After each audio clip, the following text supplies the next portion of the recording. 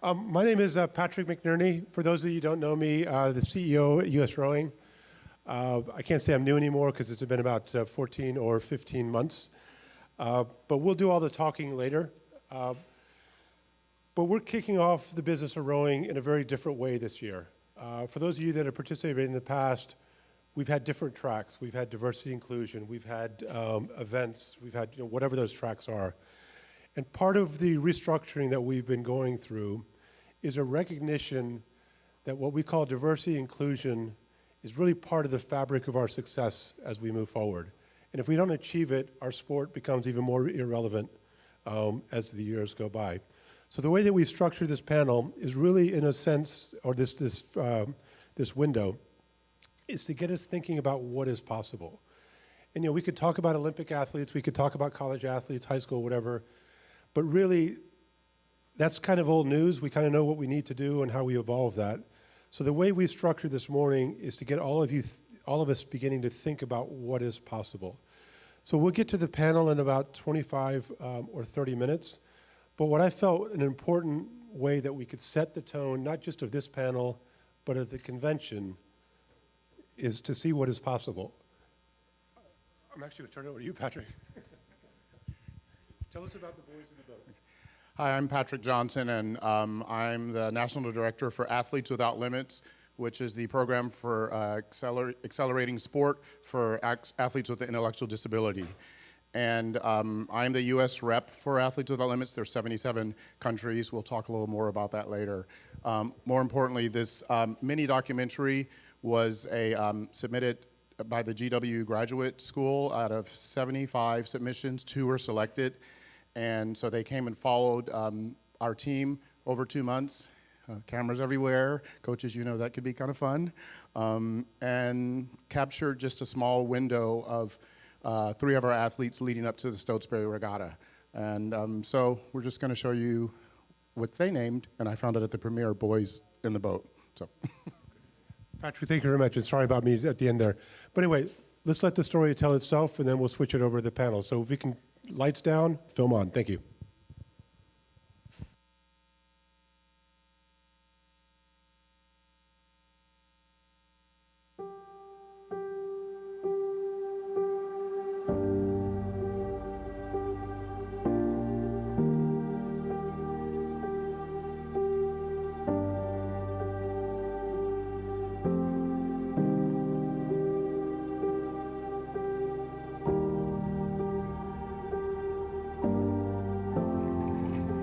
They're going to have to struggle with the real world. He's present, he's gorgeous, but he is not available. No one's coming to rescue you. This is your life.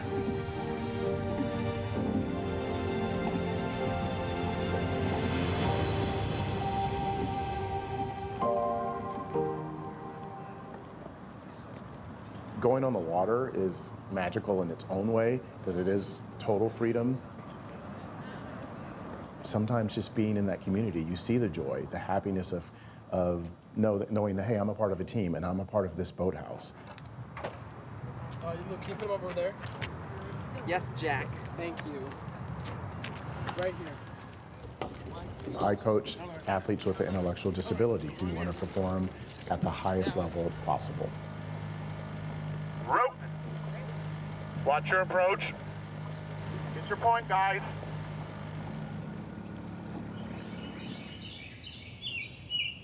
I was 9, 10, 11, 12, 13, 14, 15, 16. That's 8 years ago. What's your period 6? Period 6. English 9. Oh, okay. So you start with English 9, history. That's what you said. Okay. Medicine. Okay, cool.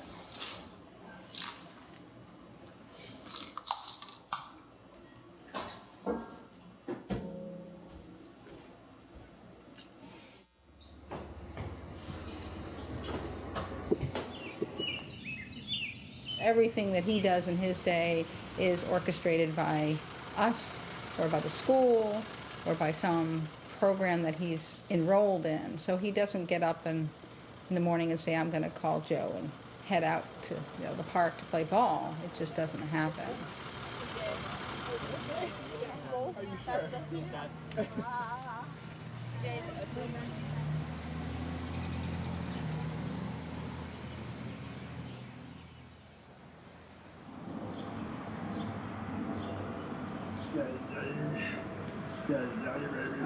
Yeah, dude, these are expensive. We gotta look for cheap, yeah? What? It's us. Yeah. Daddy baby. Because it's blue? Us. What? It's us. That's what I guess. Of all the disabilities, being unable to communicate has got to be painful. I think because he doesn't speak, it's always limited his engagement with others.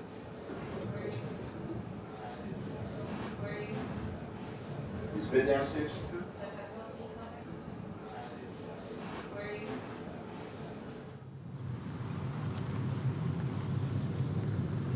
This may be the first time or the first sport or first activity where they've been totally included and they are getting the opportunity to do things that people have said that they can't do. Some of our athletes have never won a race, but they keep working. When they have that first win, it means everything to them. Stotesbury is the largest high school regatta in the world.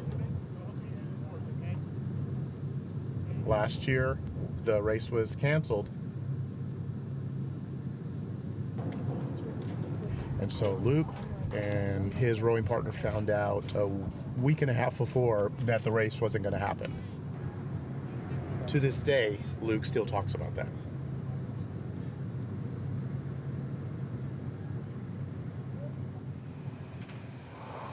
I do muscles, lift weights, muscles. I'm going to the gym tonight with my dad. 1, 2, 3. Wanting him to have a more typical experience? Is this pressure to sort of try and squeeze him into a round hole when he is very much a square peg? Don't lock out your legs. Come on, stop that. Yeah. Okay, thank you. 11, 12,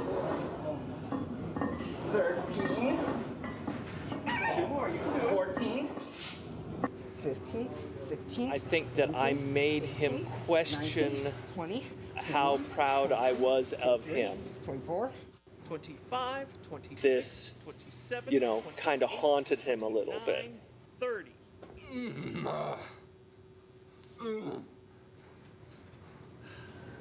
I did it.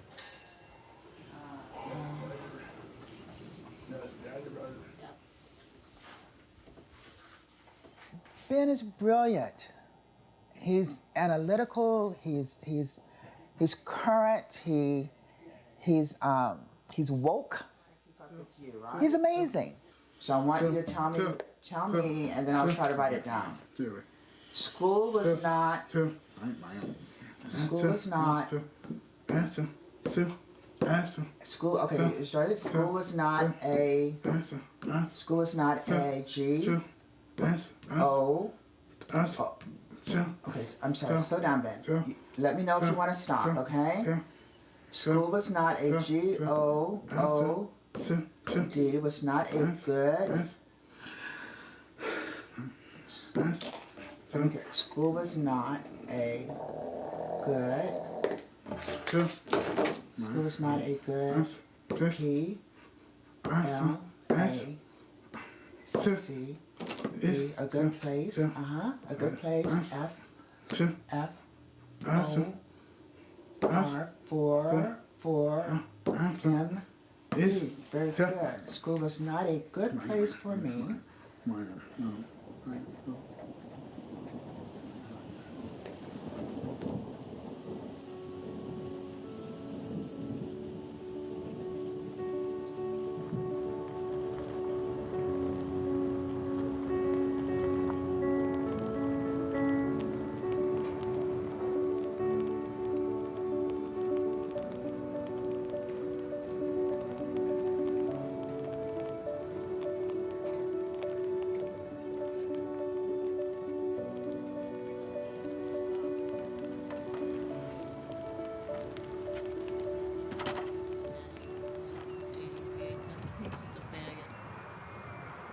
You guys want to do a little stretching? Am I going to row? I don't know yet, buddy. It's a storm. So, did you go on the water, Luke? Yes, I go on to the water. Did you go on today? Yes, Max. I never got to go on the water. Hey, Max! Come on down here. Come talk to me. So what happens when... What happens? I never even got to do anything. Oh, yes, you do. All I did was just set the Vance twill thing. So what happens when there's lightning? Can we go out when there's lightning? Is that safe? So, how you saw lightning? Yeah, we saw lightning right over there by the second bridge. That's why we came back in and took the boats out. So what are we... Why won't it ever stop raining in town? I know. Why? But- All it ever Hey, does Max, is rain. Come Max, on a weekend What if it stops? So what do we need to do when it lightnings? What do we have to do? What are the rules? Do you think? Get back to the store. So now, Ben, what we have to decide is, with the lightning strike, we have to wait 30 minutes after lightning strike. So we have about 10 more minutes left before we can go out. Do you want to go out today? See, Max wants to go out today also. Yes. So it's a consensus. Who wants to go out today? Raise your hand. All right. Well, I guess we have to go out today. All right. Okay, Ben, come on. It's usually hard how he cannot talk, but he was able to express that he didn't get to row on the river, so I got to go along with Ben. They understand each other in ways that we could never.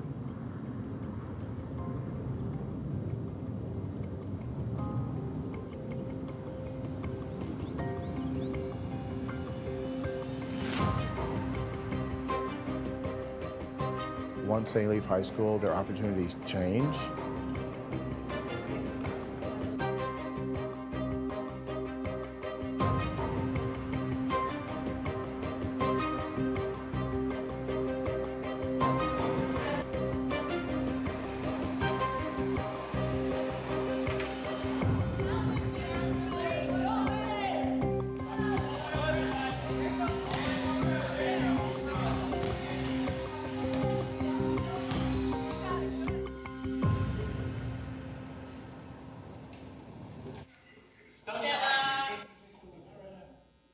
Let's see.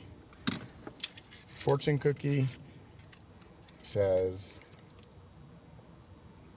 executive ability is prominent in your makeup. Well, I guess that explains having to deal with all the changes that are going on with this regatta. We just got an email from the regatta committee that they're moving it to Camden, New Jersey because of all the rain that we've been getting in this area.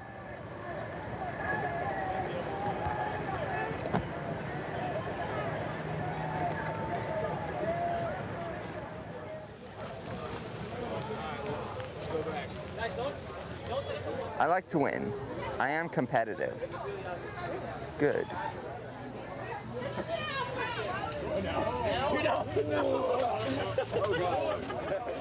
I'm gonna win this race and there's nothing that will stop me. Okay, so I might not win, but at least make it into the leaderboard.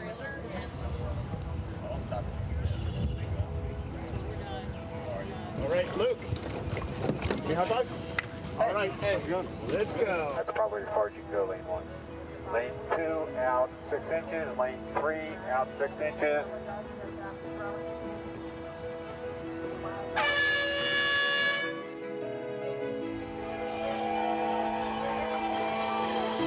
Big cheer right here.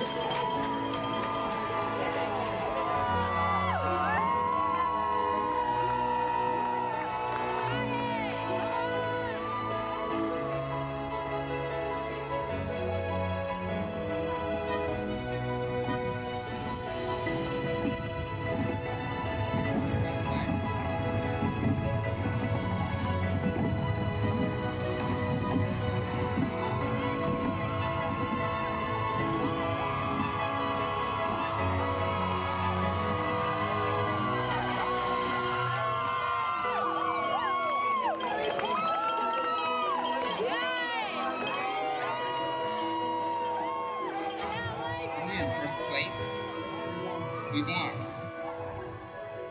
We're gonna get a trophy. I'm gonna get a trophy.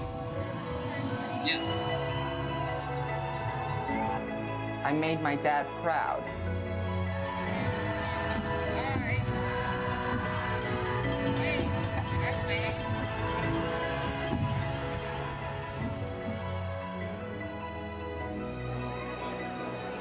The bronze medalist from Bishop Ironton. And now the silver medalist from Wakefield and the winners from Lake Braddock.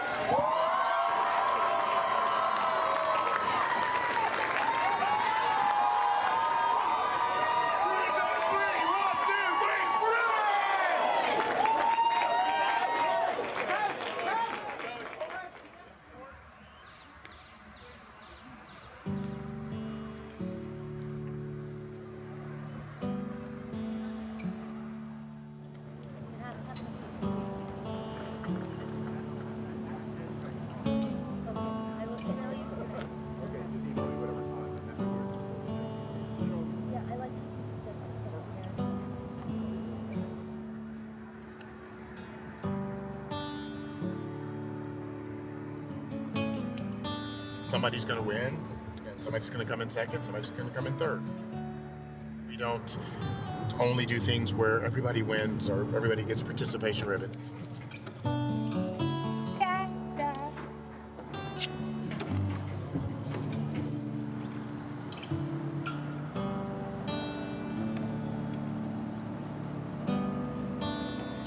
When we take off the dock, I want you to start at the finish, sitting up nice and tall, and show me good form, okay? So before we get going, I want you and Brooks to show me what you guys can do out there. All right?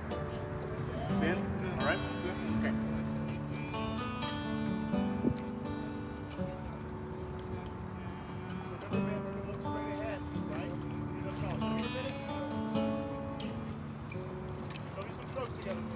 I want him to have a meaningful life.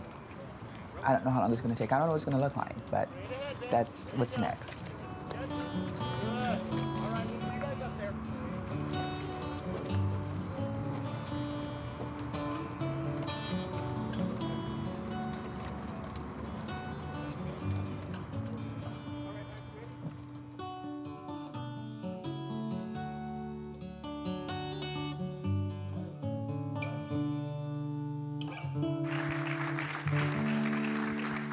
If I could ask Patrick and Andrew, please, just to stand up. Where's Andrew? Okay.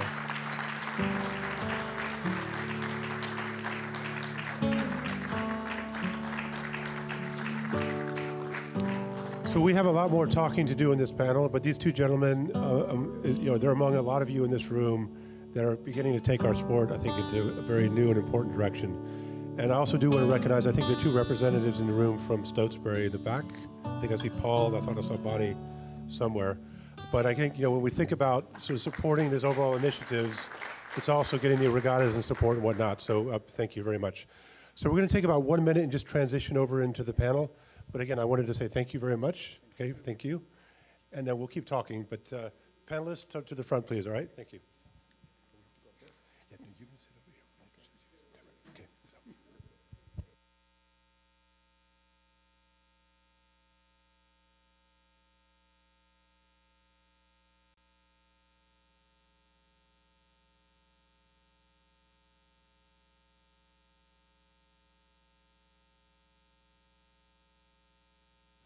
Okay, I'm actually going to become a panelist as opposed to doing. I'm going to actually turn over to my colleague, Richard Butler.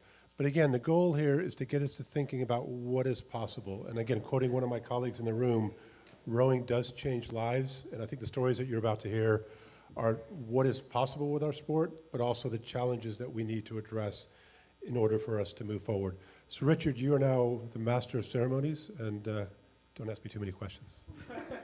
Don't worry. Turn the one mic off for a moment. If you didn't get a tear drop in your eye from watching that and seeing this coach and his crewmate, I don't know what else to say. Because I know for a fact that their lives were enriched. So we have to look at it two ways. The athletes' lives were enriched. They are free when they're on the water, and the coaches' lives were enriched. So Today we're going to just talk about where we've been, very briefly, where we are going with the sport of rowing. We're going to talk about how it's up to you to help us make the things happen like they're making happen. We're going to give you probably 30% of the time to ask questions and to engage with the panelists. But first, we'd like to introduce the panelists. I would like for all of you to give me 30 seconds of who you are, where you've been, your hopes, your dreams. 30 seconds. And we'll just go in a line so that way we'll roll over the place. So, Deb, you're on. There's a couple of microphones that you can share. It's on. Hi, I'm Deb Ehrenberg. I'm U.S. Rowing Manager of Adaptive Development. I know a lot of you sitting in this room. I'm happy to see you here. What I do is help any U.S. Rowing club who'd like to start adaptive or para, get you started from grassroots up. And I have a lot of experience with recreational rowing, open water rowing, and got involved with adaptive rowing back in 1970 when I was working for Alden Rowing Shells. I also worked for Wintec and helped develop adaptive equipment for the first Paralympics, and now I'm very happy to be working with U.S. Rowing, helping everyone else. I'm Alice Henderson. I started rowing in '82 and have been involved in some capacity since. I think the reason I'm here right now is that I helped start a program in Arizona, which is a desert, so I have that understanding. And then the last 3 years, I've been an adaptive rowing coach and getting different sorts of people out on the water in the Bay Area and really loving that. My name is Arshay Cooper. Started rowing in '97 in Chicago, there on the west side. Wrote a book called Sugar Water. Spent the last few years, there you go, Sean, can you hold that up? Yeah. Amazon, Barnes & Noble, pick it up. Spent the last few years helping most of you, been in your cities, recruiting, talking to funders, principals and teachers. Just have a strong passion to see the sport of rowing reflect the cities and the diversity in this country. So that's been my mission, that's been my focus, and now working there at Row New York, running programs and just making an impact through the sport of rowing. Hello, I'm Pat Eatum. I'm a two-time U.S. rowing Olympian. I've been in a few world championships as well. I started rowing at the time that Title IX really kicked in for women's sports. And so that's, policy is always a great segue to change. And how I sort of apply my passion for equity and inclusion and diversity is really in the healthcare world, where I have my practice and work with a lot of schools, colleges, and universities. And so would like to apply some of that here to U.S. rowing as well. Thank you. You've heard enough from me, Patrick McNerney, CEO of U.S. Rowing. But just to kind of pick up, my passion is how we move this sport forward. So over to our Master of Ceremonies. All right, cool. Can we give a round of applause while you still like the panelists?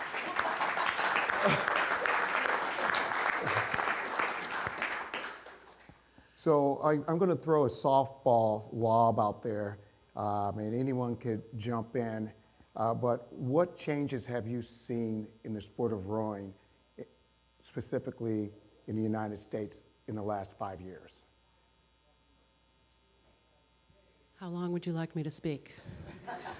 Would this be a good time? This is a good time to do what you got to do. So I thought it would be good just to refresh where we came from. As soon as I can refresh my computer. So, give me a second here. There are chairs in the front. Yeah.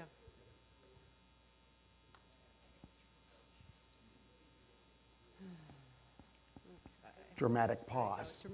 Yeah, exactly. All right, there we go. Thank you, I'm sorry. All right, so who knows, you're not that old, who knows what happened during the years of 1935 to 1945? What was going on? World War II, right? So para-rowing was started as an initiative to work with injured servicemen And the first actual event took place in 1948 in London during the 48 London Olympic Games, when someone organized an event for 12 servicemen to compete in archery. So that was probably the first para event. And para actually stems from the word parallel or same as, so that's where that term comes from. You should know that there are probably 1.4 million veterans right now in the United States who have some sort of service-related injury, over 70%.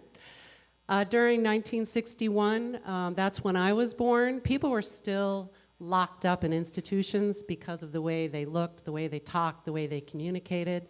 And in 1963, the Community Mental Health Act law was signed by President Robert F. Kennedy, and he was shot 3 days later. But because of that deinstitutionalization of people with mental disabilities, that was a huge breakthrough during that time.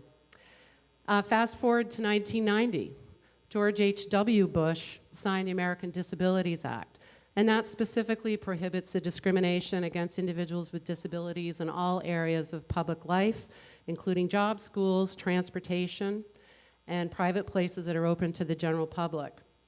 In 2002, we had the first para-rowing event that took place at the World Rowing Championships in Seville, Spain. In 2008, rowing was added to the Paralympic program in Beijing, China. We had at that time 123 athletes participating from 23 nations. Most recent Olympics in Rio, we had 26 countries with 96 athletes. And then the most recent thing that's happened, if you've worked with para-rowing, you know there are a whole bunch of rules. And when the rules first came out, it was like handicapping the handicap, right? We strapped them in as tight as we possibly could, which resulted in a lot of injuries. And what has changed most recently is those rules have actually changed significantly. In fact, the only strapping rules we have now are for our athletes who are PR1, which means they have a functional ability to use their trunk and arms, and they just have now a chest strap. So you'll see me throughout the rest of the weekend talking about some of the changes in the rules, but that's a really major change. Yes, we're still in para equipment, and we're seeing a lot of changes in that regard. In this year, we've added PR3, which stands for folks who have the functional use of leg, trunk, and arms. We have an ID class. This is huge. It's historic, and it will be the first time, and U.S. Rowing has added it to that event. So 1 in 5 people have some sort of disability, and that's over 12% of our population. And I just want to thank those of you who are currently working in the disability sports, and I guess I just throw out there, you know, how are we going to navigate the next 10 or 20 or 30 years as we look forward? And I welcome anyone to tell me about things that are working for you, challenges that you have, and let's share that information with everybody else, because it's up to all of us to work together to achieve these goals that we have. Thank you. So that was long. Before I ask one more panelist what has changed in the last 5 years, I want to go back to the foundation of why we're opening the business of rowing with this conversation about diversity and inclusion.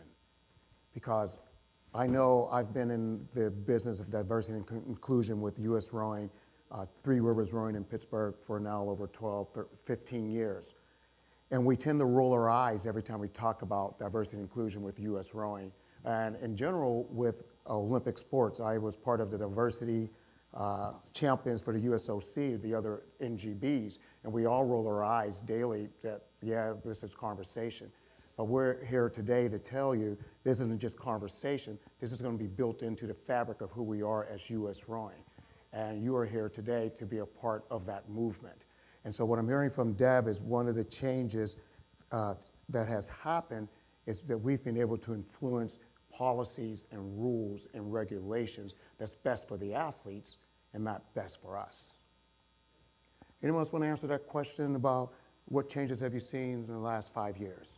Yeah, last 5 years, I've seen, you know, when I was rowing, it was, you know, I didn't see our boat, you know, started with 21 African-American kids, and at that time, have never, in all the racing we've done, I've never seen a boat that had more than 2 African American kids, and we had 3 boats, 3/8, and and because of that, a lot of young people were discouraged or didn't continue to row. But in the last 5 years, I've seen more people with passion to see the sport diverse. Me and David Banks spent a lot of time working with a lot of folks in rowing clubs. In the last 5 years, I was able to see Stockton with their rowing rally, and right there in the inner city, we talking about rowing in projects. We did 17 schools in like 3 days. In Chicago, hiring alumni, people of color to be coaches. You see the work in Baltimore, Reach Out Baltimore, where schools wouldn't allow them to even talk about rowing, but they said, you know what, let's find another way. So they started in Baptist churches, and had 40 young girls like crushing it out there on the water. And it's happening. It's happening with Row New York. It's happening in Minnesota, right there with Annie and North Star, Pocock, Erg Ed, giving access to young people all over the country and introducing the sport of rowing. So now I see more people talking about it. We're still not where we should be, but we're slowly getting there. And you think about the history of sports. It started with Jackie Robinson. It was one, and then but people kept working towards it, and I think when the sport's diverse, it adds a lot of excitement, I never watched a game of tennis until Serena started playing. I never watched a game of golf until Tiger started playing. And when everyone's involved, there's a lot of power in that. There's a lot of power in diversity, and I believe people like ESPN and Fox Sports 1 wants to get involved, and they want to hear stories like this, because those stories changes the world. Cool. I want to make sure the panelists understand that although I love the attention, talk to the audience so that they can hear you. Because what you have to say is important. And this is not the Richard Butler show. This is their show. And so talk to the audience. And so I'm going to put this one out there to Patrick just for a moment. What do you see as your biggest challenge as an institution to be in this space that we call diversity and inclusion? I think it's what we're trying to do today and normalize this conversation. When I came on board about a year and a half ago, there's so much potential, and to me, that's the challenge. That's why we're here today, is that I see pockets of success. I mean, what Patrick and the group are doing down in DC, getting to know Arshay and the work that he's doing, with the Pocock Foundation and some of these other organizations that are out there. And so I think that, it's how we move forward. And for me, my biggest challenge is the lack of patience, because I do feel, and I know, in terms of how I see the sport, there's so much more that we can do, and it's how do we get there. And I want to get there yesterday, but it's going to take some time. So for me, it's probably the lack of patience. But I think we're getting started. And my colleague to my left is the one that's going to keep me honest. Great. Well, first of all, thanks to U.S. Rowing and to all the change makers out there, the coaches, the sponsors, you all who are really boots on the ground. And so that's, at that club level, I think it's really, really great. I think one thing to really look at, and if you're at the collegiate level, is to use some of your own data. I mean, look at the environment that you're in, look at your team, look at your recruiting practices, to see if it will lead to diversity. I, myself and Anita de France from back in the day, and we were the 2 African Americans on the team. I don't know if there have been other African Americans 3 more, on U.S. 5 rowing, total. but it's, out of the total number of people on U.S. rowing actually on the team, it's really, really low, over 30 years. That's really not a great record. And the big pull and pool is really at the collegiate level. So, you know, I say that I hear of a lot of collegiate practices, and like if you're recruiting, and if you're recruiting and most of your recruiting is like overseas for people who already know, and you live in California, and you could be recruiting from the Oakland Strokes, and you could be using some of that travel money that you're spending, you know, going overseas to recruit kids that, you know, the tax dollars are here, the local people are putting it into the UCs, and this is where you should be doing your recruiting. You know, this is where you should be putting in your alumni efforts to get your alumni from the rowing teams to come up and spend time with your local crews who are working in diversity inclusion. So, you know, I really do think that if you look at the collegiate level, and I'm sorry, but the collegiate level numbers, and this is probably not on the coaches, but after Prop 209, the collegiate levels for just African Americans in general on UC campuses is deplorable. So, you know, you have even kind of a less pool, which even sort of says, please go deeper into the community to really do your high school recruiting so that you can pull in some of these students. That's really how it's going to happen. You know, so I just think a lot is on policy, but a lot is on your own practices of, you know, how you're going to get people there, and how we build our Olympic teams is really from the collegiate level. So when I'm a Cal Bear, and when I see the men's team and it's all, you know, the first vote is all people from overseas, that's not going to build your own Olympic team. And so I really, you know, I just really say to the coaches out there and to the athletic directors and stuff, really, you know, look around at your local community, look at the folks who are really putting in the time for the diversity overall, and back that up. Because that will grow your whole community, that will grow your future workforce and the diversity that we're looking for. Thanks.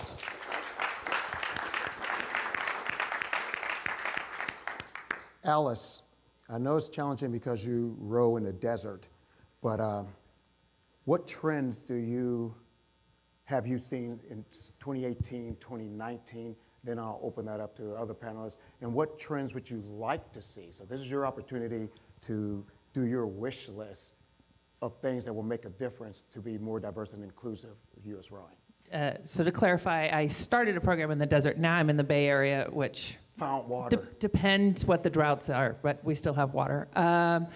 So one thing I didn't mention, and that I'm excited that the program I'm with is Bear Island Aquatic Center, and we're partnering with NorCal, and Sheila Toll's in here, and we are working on piloting a new way of doing erg ed, where it's not through the school districts, but it's rather through a rowing club that already owns the ergs, and we're really excited about that, and we've met with the PE teachers, and we're rolling that out this semester, and we picked a school that is less than 1.5 miles from our boathouse, where over 65% of the kids are free and reduced lunch, and most of them are kids of color. And I'm really, really excited about this. And one of the telling things is when we were talking to the PE teacher, and this town has 75,000 people in it, it's Redwood City, and it has, I think, 8 schools total. And one of the teachers said, well, why are you picking us? And we're like, well, you know, you're closest to us, and we like the demographics. And they're like, everyone always picks this other school that's for gifted kids. And we're like, yeah, exactly. They know where we are. We're trying to reach out to you guys. And so we're excited to be launching this erg ed program and have a follow-up with them on the water. And to your point about the colleges, I think it's middle school kids, you know, and feeding the pipeline that way, and then getting them into the high school program, and then wherever they choose to go from there. But you got to build the pipeline, and you got to put people in early and often, and I think that's an exciting way to go. Thank you. Another panelist, what trends do you see happening right now, 2018, 2019, and what is your wish list of what you want to be happening in rowing? I'm seeing, and we've said this from the beginning, this sport is driven by the athletes, and we're seeing athletes speak up and demand changes in equipment, in any of the adaptive aids in the boats themselves, in the rules. So it's all becoming much more para or equal across the board, and that's really exciting to me, and I'm hoping over the next Olympic cycles we're going to see even more changes with the equipment. And you know, I have to say kudos to boat builders and equipment suppliers who have invested a lot of their own money in their companies helping get the sport off the ground. And that includes 5 or 6 companies I can name right off the top of my head. So as the panelists are giving us a umbrella conversation, Arshay and myself during our sessions will be more in the weeds about recruiting and tips and how to, I know in the coaches session, level 2 coaches session, they wanted to jump right in with how do we do this? And so you're probably sitting on the edge of your seats and okay, I'm starting to buy into this, but how? And you may not get the how today, but if you come to Arshay's session tonight, come to my session tomorrow, because we want people to come, then you will get that information. Anyone else with trends? I mean, some of the initiatives that we've taken on, I think most people in this room are aware that we've launched the indoor championships this winter. And you know, the number that I'm quoting now when we talk about the rowing community in the United States is, you know, depending on who you listen to, but over 1.5, 2 million people row. And within that mix, I like to think that as we start to extend our sport, we're beginning to amplify, if you like, the introduction of the sport to a much, much broader, diverse group of individuals. Now, some might be thinking, how did he come up with that number? And just, you know, the magic behind the number is that from here on in, moving forward, as a rowing community, the definition of rowing is all forms of rowing. That's the traditional sprint racing, it's coastal rowing, and it's indoor rowing. So everybody owes me a beer or whatever. When we start to think of the buts about rowing, we need to stop. So we are embracing indoor rowing as one of our disciplines, and the definition of rowing moving forward is inclusive of all. And I think that, to me, as we launch this in February 2019, gives us a platform to really begin that outreach to a much broader, much diverse community. And I also think that, you know, Patrick should be sitting up here rather than me, but you know, one of the things that's really been pushed, and as I've worked with Patrick and the group up here, is that with the launch of the indoor championships, you know, one of the mandates, if you like, for the team that worked with me, is that when we created the program and we created the national championship standard, that we started with a format that was fully inclusive. So under Deb's leadership, you know, we have a program that addresses all aspects of adaptive rowing, intellectually disabled, physically disabled, and as we're also working with Matt Lacey in the middle, who is oversees the Pocock Foundation, Brett, I'm not sure if you're in the room or not, Brett Johnson, who's on my team, but the whole ERG-ED program, you know, we're making sure that as part of the fabric of this event, that we're promoting and encouraging athletes from all aspects of our sport to participate. We're just beginning, but I feel like this, you know, we'll do some learning next year, but it'll become a platform for where we go. Thank you. So the trend that I'm hearing right now, and I was trying not to lead the witnesses, is indoor rowing. Because if you think you can just add water for a diverse and inclusive group, then you're making a mistake. And it's not that we don't want fast boats, but we got to first get them in the house. And water is a barrier to getting a lot of demographics into the house. The folks that do the indoor rowing, I do a lot of indoor rowing championships. I have athletes who've never been on the water before, but they're on the podium all the time at the indoor races. They have no desire to be on the water. But guess what? They have friends who never heard of rowing, and now they're actually on the water. And so it's just creating that awareness to more people. Who does not want to increase the talent pool to have faster boats? But if we keep looking in seat 5 and seat 6 and say, do you know someone who wants to row? Your boat's going to be the same speed. The same speed. So panelists. Can I add on to that? You certainly can, Alice. So I hate the ERG. I have a bad relationship personally with the ERG, and based upon the snickering, many of you do too, but it isn't about us. And the ERG is a really tremendous tool that they don't know to hate, so it's a gateway, right? Like, it might not be your friend, but it travels really easily. You set it up, people find it intriguing, and you just have to pretend that you like it and think of it as a tool, and they can't hurt themselves really on an ERG when they're bouncing around on it. Sort of. Well, they have to try, all right? They have to try. But as I said, Sheila and I went to Renton and watched middle school kids, which that's a lot of energy, middle school kids at their first day of Erg Ed. And 201, they were so excited. We saw 2 different classes, so we saw like 50 kids. They were so excited to get on these ergs and to try these ergs and to take turns on these ergs, and disappointed that PE was over when they had to go out. And we're like, I've never seen people like ergs. But we have to change our opinion of an erg and what it means. And it is a great way to become inclusive. I also do know that in the African American community, a fair number of young people don't have access to pools.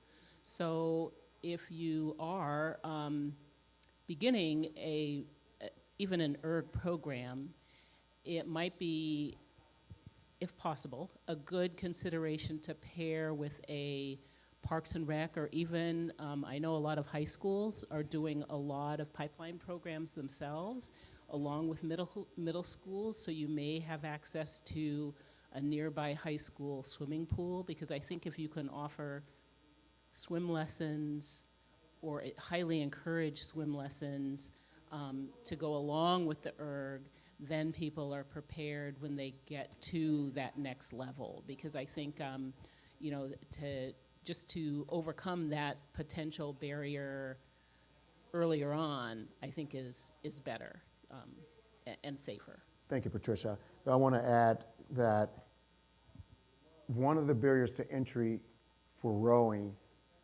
especially in the African American community, is peer pressure.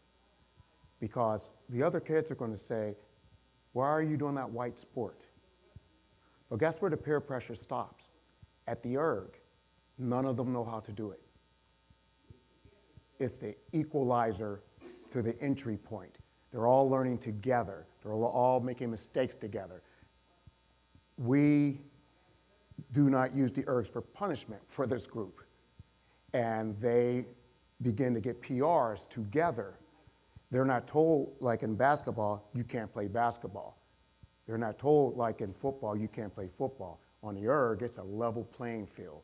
And the kids see that, they have self-confidence, and they do that. So think about entry points and barriers to entry to a sport. There's peer pressure, huge peer pressure. So panelists, oh, you want something on that, Patrick? Yeah, I just wanted to sort of add one as we close on the indoor rowing. Some of you may know an organization called You Can Row Too, which was co-founded by Terry Smythe and Sarah. And they've imparted some advice on me as we've form our partnership. And that is, and I'm going to sort of pick up on Alice's point about, we hate the ERG, those of us that have been around rowing too long. And that's an attitude that we have to change. And I think everyone here is probably guilty of, whether you're at your local gym or looking at a YouTube video, and we see somebody on an ERG and they're not rowing the perfect technique by our definition. We have to stop that. The starting point is the individual is on the ERG, and maybe there are some improvements to technique, but instead of the mocking, some of the comments you see when you see some of this video, we need to move on from being precious about how we see the sport and how it should be done, and really break down in our own minds the barriers, if you like, or the perceptions as we move forward and try to include these individuals. And it's really one of those things where, as we were talking a couple of weeks ago about this, is that we really have an opportunity to blow our sport up in a very good way. And right now, and really get to that 1 million, 2 million, whatever that number is. But it does require us who've been around the sport, in terms of how whether it's through high school, college, or whatever it is that we did, is to open up our minds and embrace the fact that the sport that we all have this irrational passion for, there are different ways, points of entry, there are different ways of doing, and really have a much more open approach to it all. So I think another, sometimes in our own minds, barrier or perceived barrier for family engagement is finances. And I will say that in the African American community, at least in my public health work, the African American community, the Hispanic Latino community, you will get a huge parent volunteer turnout.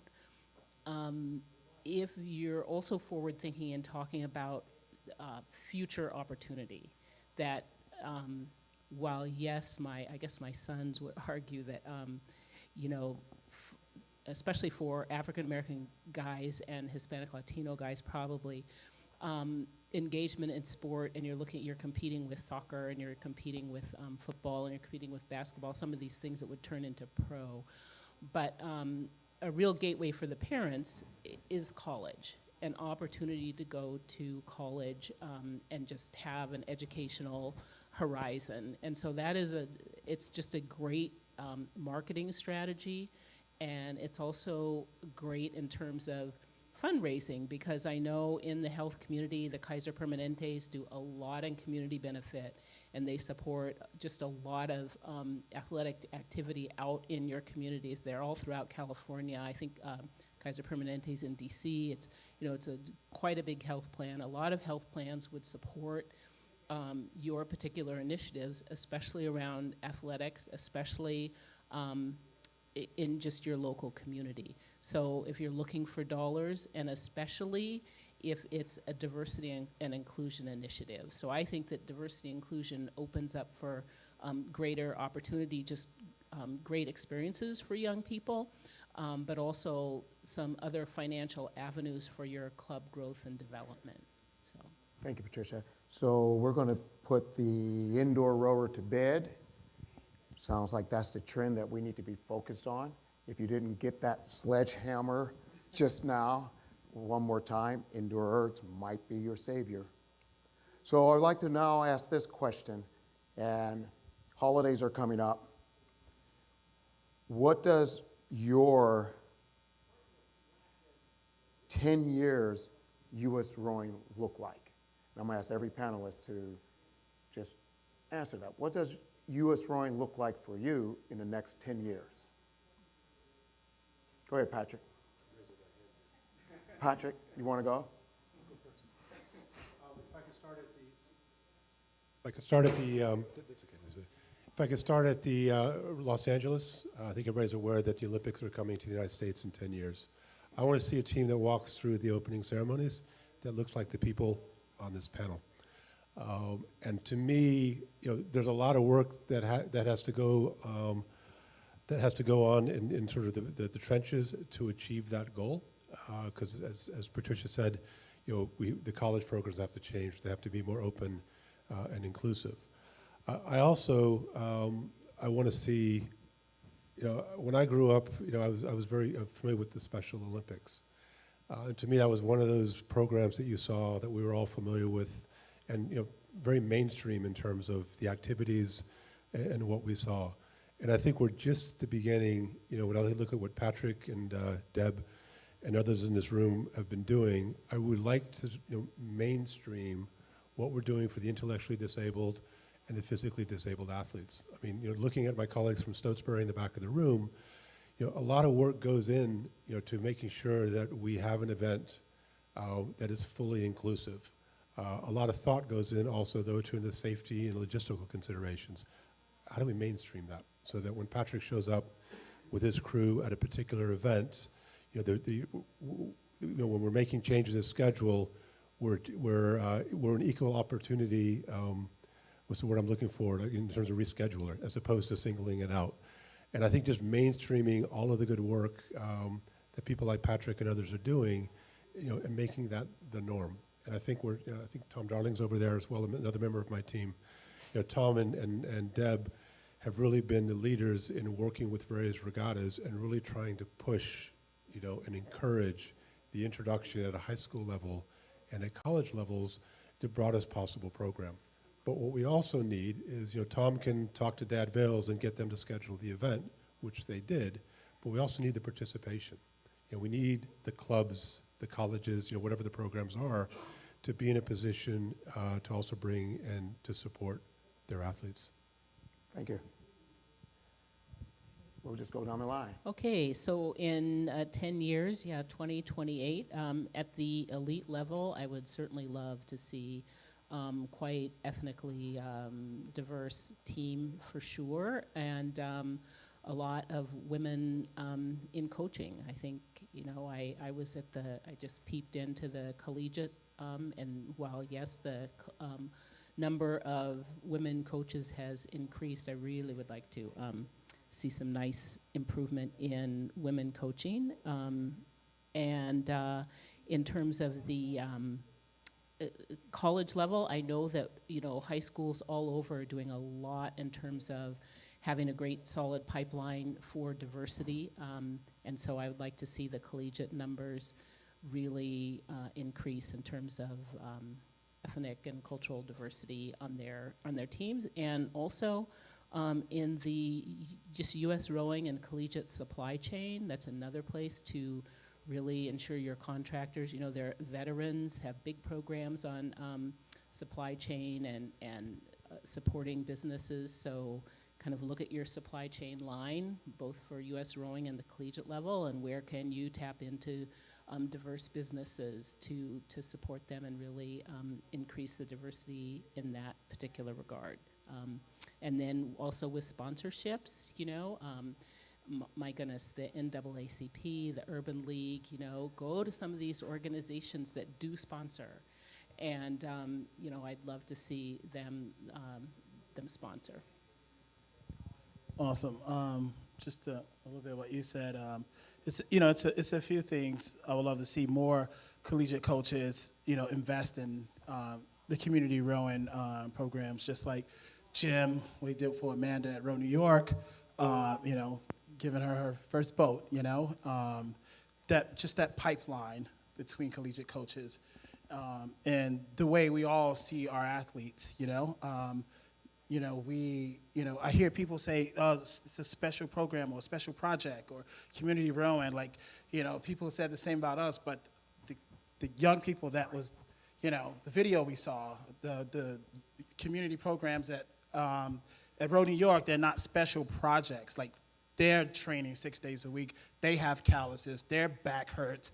They show up. They understand. They have to take the swim test, you know? So we all see athletes the same. In the sport of rowing. I think that's just super important, and you know, and work with us on recruiting these young people. Listen, at Row New York, we have 230 young people rowing. You know, 82% of those young people are of color.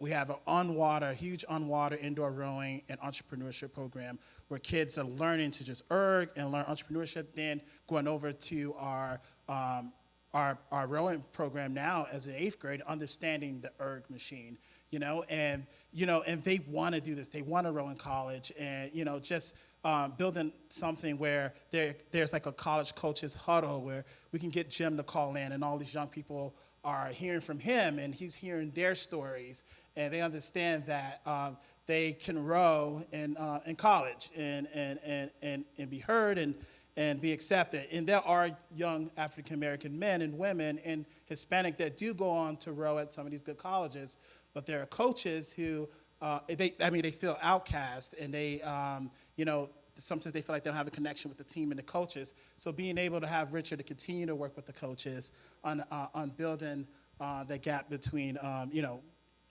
non-traditional rowers and stuff like that. So it's a lot of things I think we continue to work on. But I think just the last thing I would say is, you know, looking at a program like Ben and Julie in Springfield, maybe, you know, they need a dock fix. And sometimes talking to parks or talking to the mayor, they look at them and they say, you're too small.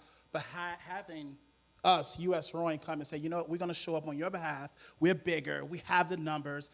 These are the amount of people in our membership, and we're going to fight with you. We're going to fight alongside with you. And if we can do that for everyone and show up at their schools and talk to their mayor and talk to parks, we can make things happen much faster. And so that's the work we want to do. That's the work I've been doing, and that's the work that we've been talking about. And now that we have this strategic, diversity and inclusion strategic committee that we've been working on, I think it's going to happen much faster.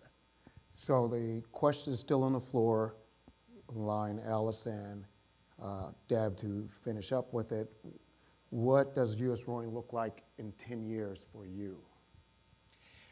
I think it would be great if we didn't know how many black people had been on our national team because it was too hard to count. Like that, it would be great if when a person of color comes into our boathouse, people don't be like, wait, where are you? You know, like that, and that there are enough people in wheelchairs that I had an athlete with Pat who was racing at Masters Nationals. She raced, I think on Saturday, she was there on Sunday cheering on her teammates, and she wasn't wearing her medal from the day before, and people kept going by and congratulating her, and I'm like, what are they congratulating you about? She said, I get congratulated for going to the grocery store, and I'm like, are you freaking kidding me? I'm like, you're 36, I don't know, like, it isn't just that rowing's not woke, I mean, we have a societal issue here, but if we could help the whole society and every place to be a little bit more inclusive and lead from rowing in doing that. And when we look not that far back, like when I was rowing, there weren't enough women who were in the women's pair, so we were in the men's races.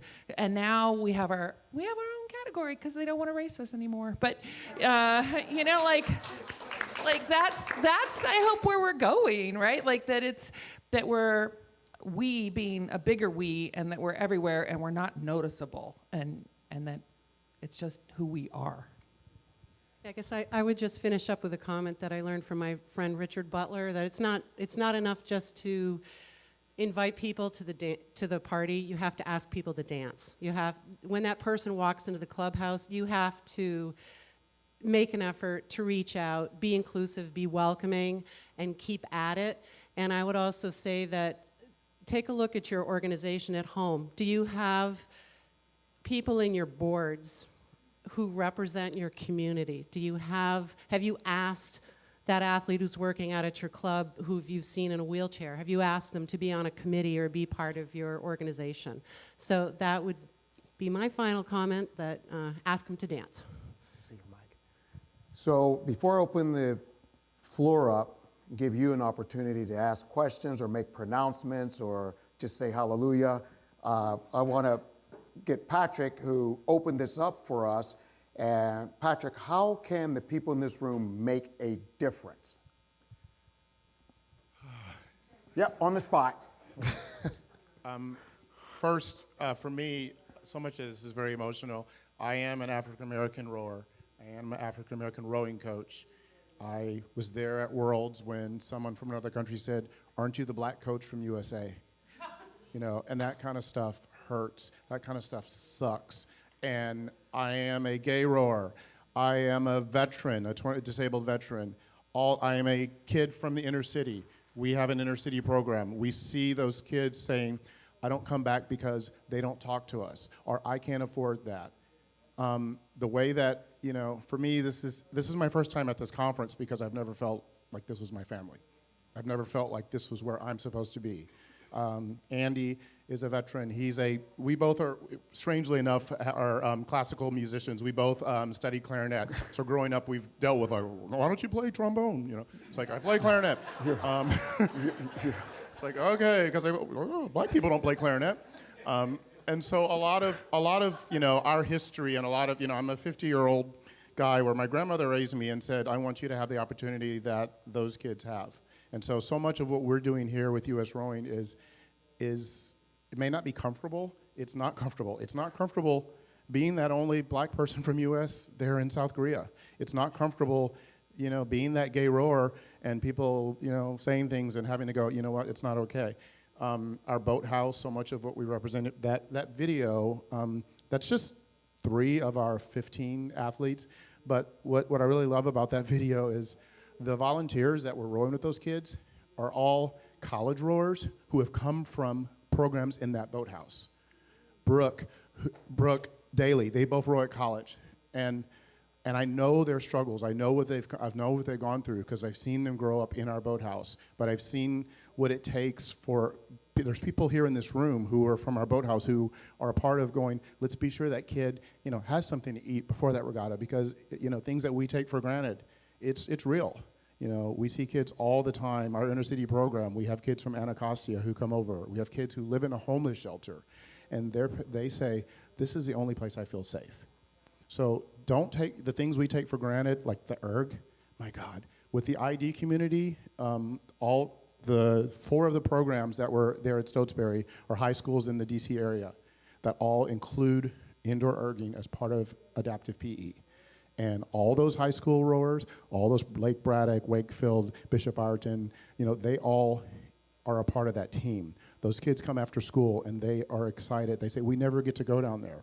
They're rowing in, what can you do as a coach? College coaches, high school coaches go, hey, come on out 1 day, 2 days a month and just be on an erg. You'd be amazed at just that buddy time. They're a student. It's those things that we take for granted. I get very emotional whenever I see this video because I didn't know some of the home life stuff from some of my athletes. So I love what we're doing here, that we're not being afraid to talk about it. I love hearing people talking about it and just saying it and not, oh, it's uncomfortable, or no, we have to be able to talk about it because it's real and you guys are a part of making that difference. My last thing is, like we have Gonzaga, who's one of great program. When our kids from our inner city program are on the same dock as Gonzaga's 8-8 coming in to land, and those kids who are from, the ghetto there in Anacostia have friends who are the little rich kids from there, you know what? It's changed things. It's changed. They're going, I know Antoine. When the head coach of Gonzaga goes, hey, John, hey, Antoine, hey, Malik, how are you doing? It's like, he knows my name. It makes a difference. So take that time and go out there. You guys are rock stars to a lot of those people. They don't even know. You say, oh, yeah, I'm the coach at so-and-so. Go there and introduce yourself and take some of your students. You may not know that you made a difference, but we'll see it in those numbers. I want to see more. I want to see more diversity, and I love it. The veteran stuff. Oh, veteran stuff, awesome stuff. As a disabled veteran, thank you, because you guys, these programs have saved people like me. When I was medically discharged, that boathouse was my safe place. The Anacostia Boathouse is a place where these guys know. I'm there all the time. Why? Because it's the place where I feel safe, where I feel healthy. And so just those little things that you can do, just take one little thing and go home and find one person, and it will just multiply all around. Yes. Stay there. So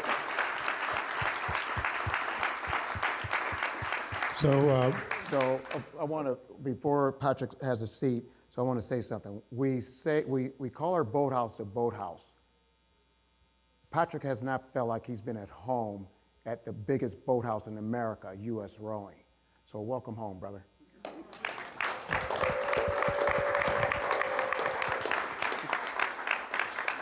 Hey, Richard, you stole my thunder. Patrick, get up here in the hot seat. You can take some questions.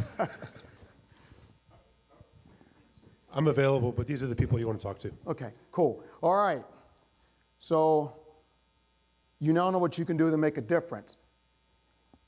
You don't have to go home tomorrow and say, I need this big, huge program. What you need to do is invite one person that's different than you, older, little less able, in a wheelchair. You need to invite one person. Hey, I want to show you what rowing's all about. One person. Why? Because they know the next person. But if you're waiting for this big grand scheme, oh, I need this, I need that, I need a foundation, I need a bridge, I need docks, I need this and that, and oars, those are excuses. What you need to do is get into action. One person. The next time you are in a community that has a black barber shop, walk in that black barber shop and say, what do you know about rowing? They know lots of people.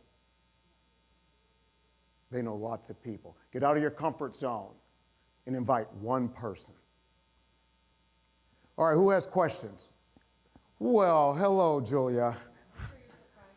Wait for the microphone, please. Patrick's associate's name? Let's put that mic on because you're worth listening to. Thank you. Tell Hunter. Patrick and Andy, thank you for your service. It's hard not to be completely inspired by everybody in this room. And you're also, I think, preaching to the choir. But I'm here because we live, and our boathouse is in the poorest zip code in Massachusetts. We've had Arshay, we've talked to Richard, we've had lots of people helping us with how to reach out to the community and make our boathouse more representative of the community. And I hear Patrick is very excited and impatient for all the things that U.S. Rowing is going to be doing. I'd like to hear more about those. I'd like to hear who our contact for America Rows at U.S. Rowing will be. You know, somebody, a resource person, and what type, you don't have to tell me details like this is how we're going to do it, but I'd like to hear something about it, something that we know we can rely on in the near future. So Arshay actually touched on it, but I probably should have begun with the introduction. We're undergoing a strategic planning process at the moment.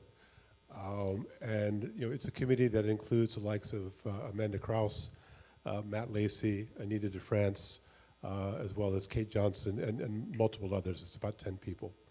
And the process that we're going through and we'll publish in the next couple of weeks is effectively the areas of focus, if you like, for our organization as we move forward. And when we publish, we'll publish for comment. In the words of Charlie Haight, who's the chair of our committee, it's, you know, we want to be transparent, we want input from the community. The reason I bring that up is one of the fundamental questions, or one of the challenges that we have to address, is our business model is broken. Not that, you know, we have money, we'll, you know, to the board members in the room, you know, we'll finish, you know, we'll be fine.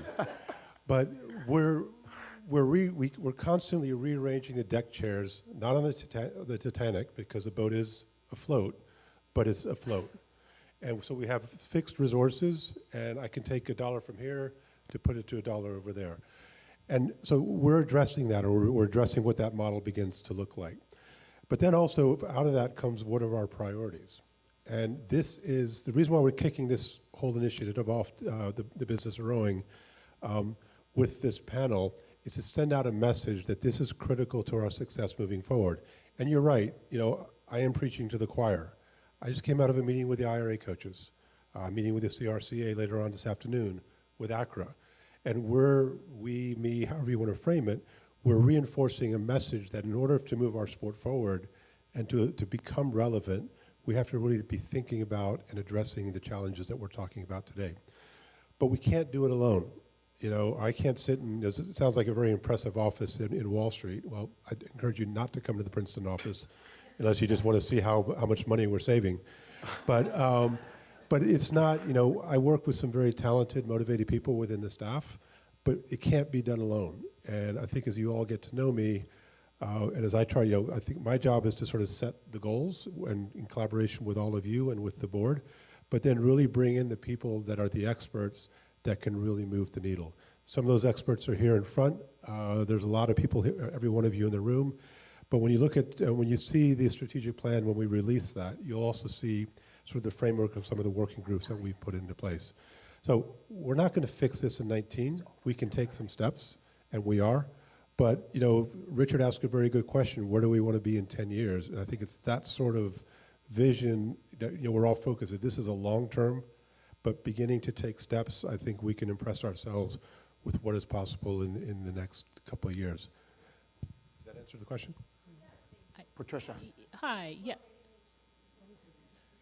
And a couple of suggestions. I'm not familiar with your specific club, but I do have to say, you know, my experience in Boston is interesting. So I think that some places in our country, it's just going to be a little bit more nuanced, I think, to really address diversity and inclusion and have it be an inclusive discussion with people who may not be on that page.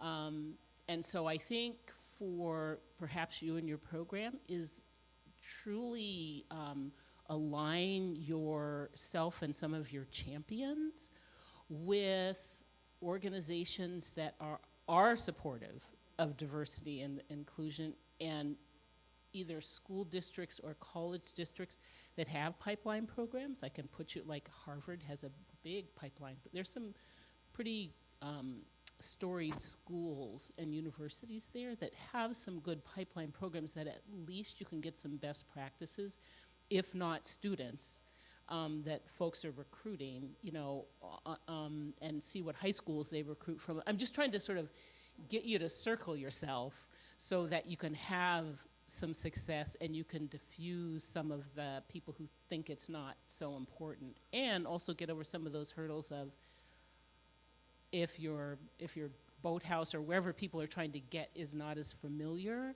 you know, that's sometimes a hurdle even for parents, right? If I'm a parent, I'm thinking, well, how am I going to get my kid there? What? I mean, this was back in like probably 1980 try, but with my USA gear on, I was in Boston and had snowballs thrown at me from older white people. So, you know, Boston is kind of still a little bit nuanced. Still throwing snowballs. Yeah, and so, you know, some of you are just in places where it is going to be harder. It's just the conversation's going to be harder, and getting there is going to be harder, but that doesn't mean it shouldn't be done. Yes, 100%. Just incidentally, the poorest zip code in Massachusetts is not in Boston, it's in Western Massachusetts in Springfield. But I agree, we can all find a champion in Springfield and find partners to work with us, but if we show up at regattas and we're still the only program with rowers of color, as a community, we're not doing our job. It has to be a national effort. Agreed. So it's 2:30. I'm not going to shut you down. I'm about to become the worst moderator in the history of moderation, that I'm not going to keep the time. And I'm okay with that because you have been engaged. The panelists have been engaging. And so do we have more questions that we would like to address? Yes, sir. Just with the expanded definition of rowing as we back out to all forms of rowing, have we explored any partnerships with folks who are already doing a lot of indoor rowing? I'm thinking about 4 million CrossFitters, you know, 1.5 million folks who do Ironman who cross-train that way. Those are already more diverse and inclusive sports, whether we talk ethnically, economically, and more adaptive friendly. Are we using those? Are we using our inroads there as a pipeline? Yes. And just very Could you quick- talk about that? Yeah, so very quickly on that topic, I mean, I come from the dark side of sports. I worked for IMG where they make money in the professional side. So the initial step is to build a product. So we're now in collaboration with Concept 2, with Long Beach Rowing Association, and with FISA, because it's a combined event for the World Indoor Rowing Championships. We're creating the product. It will be hosted at the Pyramid in Long Beach. And I encourage those of you that are in the region and those of you that are able to travel to come to the event, because our goal is to stage this event in a very different manner than those of us as we've been around rowing. But in the event format itself, we're talking to Row House. There's the organization I mentioned before, You Can Row Too, which is very much focused on the non-traditional rowing. We're also, through Concept 2, there are relationships with the CrossFit NGB, or the organization. For me, just given my background, I can go in and talk to CrossFit today and talk about the what if. I think we're in a much stronger position when I go in 3 or 4 months and say, this is what we achieved, this is the product, now let's move forward together. But one of the steps that we've taken is the Indoor Rowing Championships will have our definition of a traditional championships, which is the 2K. But we're also including the 500-meter sprints, and that will be recognized as a national championship. So the point is that we're sending a message out that, you know, the traditional would be it's 2K, that's what you do, and that's how we do it. Yeah, we'll check that box. But by including the 500-meter and recognizing that as a national championship, at least in this, beginning of this first year, we're sending out a message that it's not just about us, those of us, this community. It's the beginning of the process of reaching out to a much broader base. And we'll look at the format as we evolve. We're just getting started. But no, my goal is in a couple of years' time, I keep joking to my team that, we'll be at the MGM and Grand in Vegas. I mean, this is an event that I think has a lot of potential. That's a gamble. That's a joke. Richard, can I just Go ahead, Patrick. on that? Just kind of tying in all the things that we're talking about here as far as inclusion. How do we get people in? Every one of us here has a gym, a CrossFit gym. I happen to be a CrossFit owner, so I love that you saw. And it's super effective. How do you break down those walls of these kids aren't used to going into a boathouse?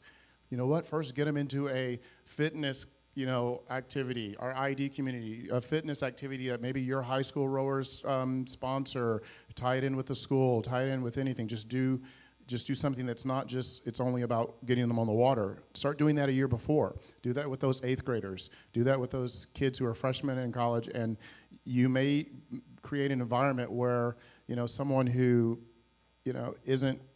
doesn't think they're going to be comfortable at the boathouse. I hear that all the time. I'm not going down there. But they may be more comfortable in a little less threatening environment where they're building relationships first. So they know those kids at school. Yeah, I went down to the weight room and we train with the football team sometimes at one of our high schools. And what does it do?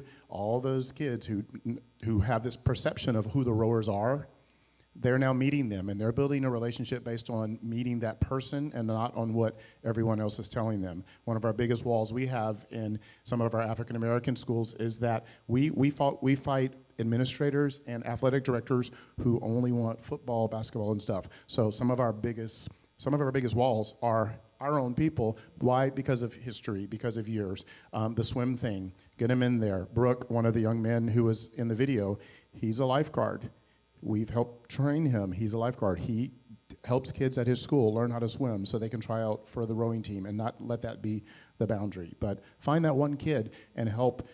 I look in this room, why do we not have more assistants, interns of color? Ask yourself that. Go back home and say, it's not that hard. Let me find one person and say, hey, I want to help teach you about my sport. And we will increase the number of African American, Latina, rowing coaches, and that when we see ourselves in a group, then we want to be there. Patrick, on that too, and a concept as a coach or a rower that may be totally foreign to you is you're going to be working with people who they've never been athletes before. So the whole concept of doing an organized activity at a certain time, working out, having nutrition, having the clothing to go to that kind of activity, those are all going to be very foreign for a lot of people that you might want to invite into your program. So part of adaptive rowing is not only adapting our equipment for our athletes, but it's also adapting our coaches' attitudes, how we adapt to our athletes. So it's just a concept I wanted to introduce. Thank you. Ashley? So this is the table of the kids that sit up front. Sorry. It's true. For those of you who are not acquainted, I'm Ashley Mayer. I'm the executive director of Chicago Training Center, which is a completely free rowing team for inner-city youth in Chicago. And going back to the Indoor Rowing Championship, we do a lot of indoor. We are associated with George Pocock Foundation as an erg ed provider.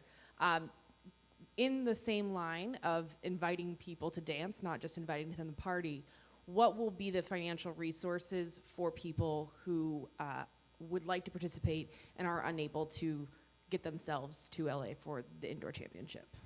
So the starting point, but this is also it's Concept 2 as part of our relationship. They've offered travel stipends based on on the time standard. That's $400, and for any athlete that achieves that time standard, we'll basically get a $400 check from Concept 2 on arrival and participation. That's not enough. And as we build this program, right now, as I go back to the metaphor analogy of the ship that's not sinking, we only have so much resources. My goal, or our goal with the Indoor Rowing Championships, is to build that product, which through sponsorship and merchandise and whatnot, we can actually start to generate the revenue where we can then make the budget available to bring some of these programs in. I mean, Matt, who's sitting there in the middle, he and I have talked about, for the erg ed program, and I would suggest even broader, for the programs like CRI has a great program for indoor rowing. Row New York has a great rowing program for indoor rowing. They don't necessarily follow the erg ed curriculum, but still they're all related. But it's to build over time, some sort of a budget where we can offset those costs. I mean, where we are with LA, with Long Beach, is what Concept 2 put on the table in terms of the time standard. It's not enough, but it's a start. And then, but my goal is that wherever we go in 2020, we'll have more of a stipend or a budget that we can work with. But I will say that what Concept 2 have also offered, these travel vouchers, as they're calling it, it goes across the spectrum, and it also includes the para programs. So I think it was just yesterday, Deb, that it was released on the site. But it is a pretty high standard, so I'm not expecting it will have an impact, but but that's, like I said, if you go on their website, you'll see that. It's a start. So we'll hear from Patricia, maybe one or two more of you, and then we have to now not let me be the worst moderator on earth and move this session to adjournment. Patricia? Just for, I think you told me the date, but I can't remember. But if there's enough lead time and it's in a place like Long Beach, where I know that some of the airlines are like super supportive, is to have some parameters and, get airline tickets, and also then for all of us, just collect miles. If people have a miles bank and people are willing to give, it's an easy gift that can get a lot of people around. That's a great idea. So any other questions out there burning? Let me have one more person in the back. Or you want to shout? Go for it. Great, thank you. How is the safe sport movement aligned with your goals of growing rowing? Fully integrated. Over the past 14 months, I think I'd like to think, what I know for fact, what we focus on as an NGB is we focus not only on addressing our safe sport policies in terms of, I think John's not in the room, but our director of safe sport, John Wick, we've set up an infrastructure and a protocol for reporting and then how we deal with the issues. And without going into detail, I will tell you right now, our sport is no different than other sports when you read. So we do have our issues. On the upside, if I can use that phrase, the calls, the emails are coming in, and we are dealing with them. I will say one of the challenges that we've addressed with Safe Sport over the past 12 months is when I first began, it was all policy focused, getting the infrastructure in place, the reporting protocols and whatnot. And we've now moved to really focusing on addressing the culture within our sport. Again, we're a microcosm of the United States, but I know that the policies that we put in place, and then also through the leadership of my team, that we've now begun to affect change through sort of changing attitudes, starting at the top in terms of, without getting into a lot of the detail, but just attitudes that maybe people that are a little bit older, that look like me, but maybe a little bit older, and some of the sort of preconceived ideas of what we can say on a golf course, at a rowing venue. We've started to address those concerns in terms of how we've sanctioned it and how we've moved forward. But I think as all of us, though, as we think about how we work with our athletes, with our kids, with our young adults, we're the leaders. And in the rooms around us, starting yesterday, we relaunched our coaching development program, the level 2, and then there's a pilot for level 3. And I think one of the areas of focus in the relaunch is, yes, it's about technique and training and whatnot, but it's about professionalizing our coaches and really knowing that whatever your role is, or whether you're full-time paid or you're a volunteer coach, that you're there as a professional. And a lot of the issues that we deal with through Safe Sport is there is a percentage, small percentage, that relates to sexual misconduct, and in varying degrees. And there's a lot of issues that we deal with in bullying, and just what I would classify as unprofessional behavior. And I would argue that a lot of those issues in that second category just come from a lack of training. And I'll use me as an example. I was on the 5-year plan when I went to college. 5th year I coached. There was no training involved other than I rowed, and I did happen to work with a good coach, and I think I did okay. But that was the extent of the training when I first got started. So we, and Susan, who's in the very back of the room, who's our Chief Domestic Officer, she oversees a program that's led by Chris Korzanowski, Cam Casiglias, and Willie Black, all of who are in the building with the coaching program. But we have completely realigned our coaching development program to really focus on the professionalization of our coaching. And staff, coaches, and even the athletes, again, we can only influence what we control. So all of our national team athletes, and this is the juniors, under 23 seniors, all athletes that go into the camps, so you haven't even made the team, go through Safe Sport in terms of the training. And one of the goals that I set is it's about heightening the awareness, and from there we can begin to affect change. There's more work to do, but I think I'll close on that statement by we just had a survey of all of our national team athletes, and we asked a series of questions in terms of what the priorities are and whatnot. But one of the questions that we asked of the national team athletes, and I think there were about 300 that were surveyed, 100 and something responded, is do you feel that you are in an NGB that is addressing the safe sporting, sort of creating that safe, healthy training environment? And on that one, we scored the highest. So that's not me, that's the coaches, that's the staff. But I will also say is we have a lot of work to do because, again, a lot of what we have to deal with is confidential because, with the Center for Safe Sport. But I will tell you right now, we are, we're not gymnastics, but that's not funny. We're not gymnastics, but we got issues. We have suspended now, we've permanently banned 4 members for life. We have other members that are in interim suspension while investigations are going on. And, unfortunately, there will be more. But I take it seriously. The board of directors takes it very seriously. And in fact, tomorrow, what day of the week am I on? Friday? Nicole, who's one of our award winners that will be recognized Saturday evening during our awards presentation, she's from Michigan State. She was one of the leaders at Michigan State that spoke up, addressed the administration, and was one of the leaders in terms of affecting change at Michigan State and with gymnastics. So one of our own is one of the leaders, and she's here. I think she actually arrived last night.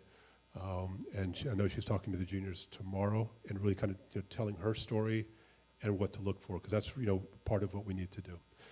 More work to do, and I think we need everyone's help in the organization, because ultimately you're the feet on the ground, you're the leaders, and how you carry yourself is critical. And then obviously if you're aware of issues, we have a protocol in place that's very clear, and we move quickly.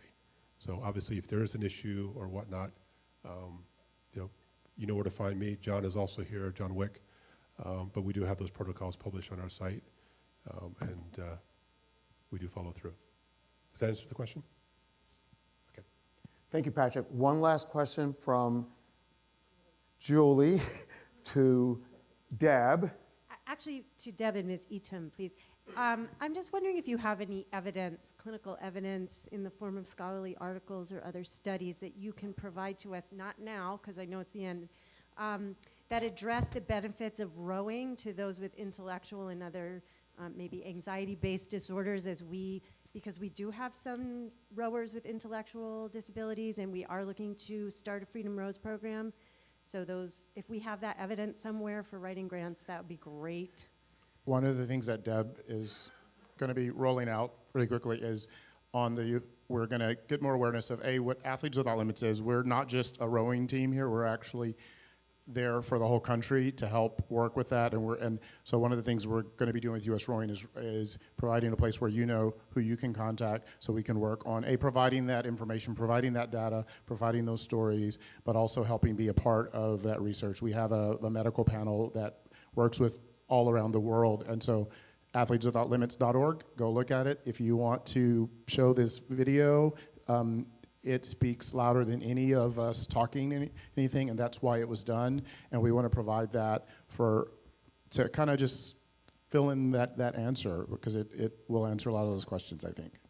All right, ladies and gentlemen, we're going to adjourn this session. I would like to say to you that I found out yesterday that was having the opportunity to moderate. I would never say no to U.S. Rowing for lots of reasons, but mainly because they've allowed me to have a platform to tell you how passionate that I am about being diverse and inclusive in this sport. I was tired of being the only. U.S. Rowing gave me a home to be part of a family, and I want to keep growing that family. You're part of the family. You're part of this house. I hope you leave here and you go out and you invite one person. One person. Give our panelists applause. Give yourself a round of applause. call the 4:30 session.